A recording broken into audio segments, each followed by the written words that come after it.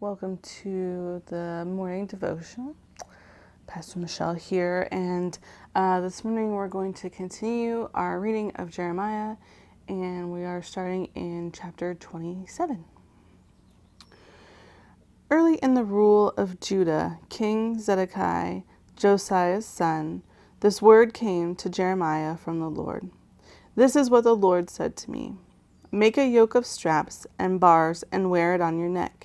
Then send word to the kings of Edom, Moab, Ammon, Tyre, and Sidon, through their representatives who have come to Jerusalem to Judah's king Zedekiah.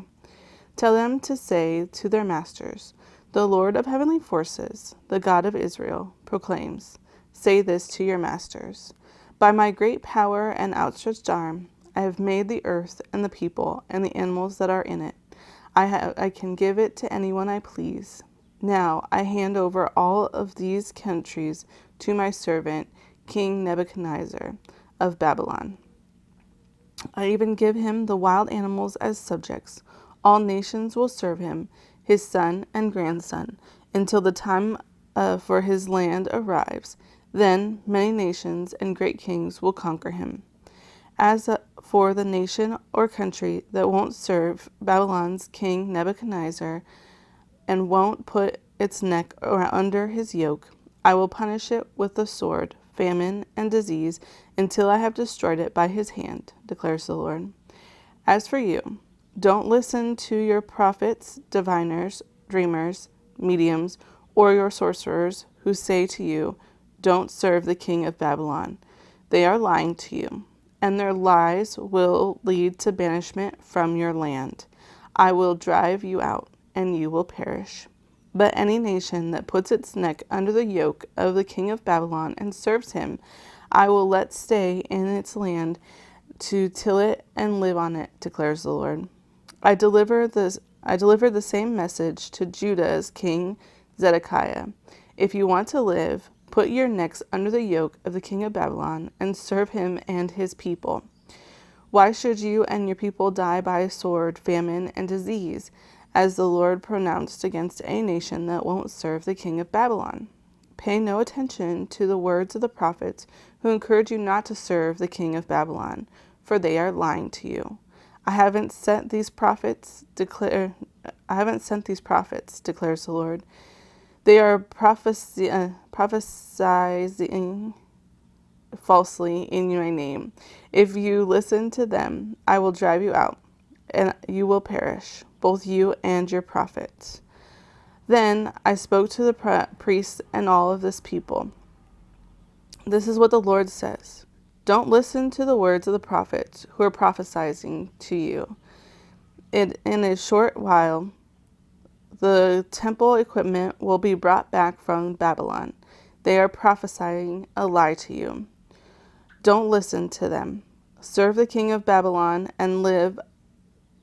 Otherwise, this city will be reduced to ruin.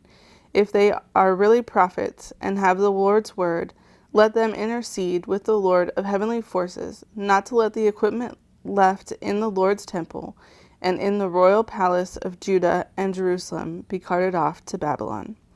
This is what the Lord of heavenly forces proclaims about the pillars, the sea that stands, and the rest of the equipment left in this city, which Babylon's king Nebuchadnezzar didn't plunder when he deported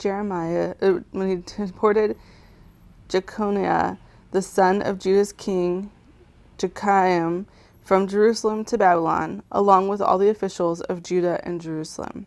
Yes, this is what the Lord of heavenly forces, the God of Israel, proclaims about the equipment that is left in the Lord's temple and in the royal palace of Judah and in Jerusalem. They will be carted off to Babylon, where they will remain until the day I come looking for them, declares the Lord. Then I will bring them back and restore them to this place. That same year, early in the rule of Judah's king Zedekiah, in the 5th month of the 4th year, the prophet Hananiah, Azur's son from Gibeon, spoke to me in the Lord's temple before the priests and all the people. He said, "The Lord of heavenly forces, the God of Israel, proclaims, I have broken the yoke of the king of Babylon. In 2 years I will restore to this place all of the temple equipment that the Babylon's king Nebuchadnezzar carted off to Babylon. I will also restore to this place Judah's king Jeconiah's son, along with all of those exiled from Judah, who were deported to Babylon. For I will break the yoke of the king of Babylon, declares the Lord." Then the prophet Jeremiah responded to Hananiah in the presence of the priests and all the people who were standing in the Lord's temple. The prophet Jeremiah said, "Indeed, may the Lord do just as you have said. May the Lord fulfill the words that you have prophesied, and bring back from Babylon the equipment of the Lord's temple and all the exiles to this place. However, listen closely to what I have to say to you and all the people. The prophets who came before you and me long ago prophesied war, disease, and disaster against many lands and great kingdoms.